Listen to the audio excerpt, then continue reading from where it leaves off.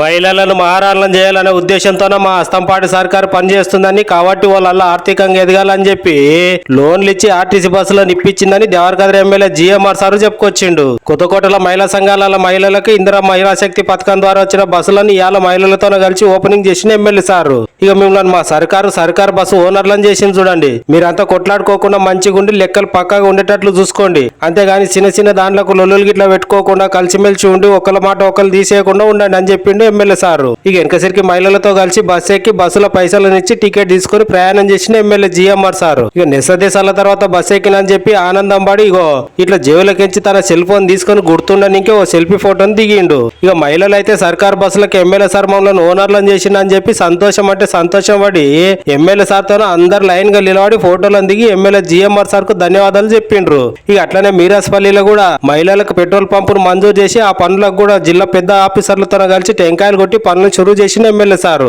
మల్లమ్మపై కొంతమందికి వచ్చిన కళ్యాణ లక్ష్మి షాదీ ముబారక్ చెక్కులను పంపించేసిన ఎమ్మెల్యే జిఎంఆర్ సారు. మహిళలందరూ మా అస్తంపాటి సర్కారుకు అండగా ఉండి ఆశీర్వదించాలని కోరింది ఎమ్మెల్యే సారు. ఆయా కార్యంలో సర్కార్ ఆఫీసర్లతో పాటు అస్తంపాటి పెద్ద లీడర్లే కాకుండా బుడ్డ లీడర్లు పాల్గొన్నారు.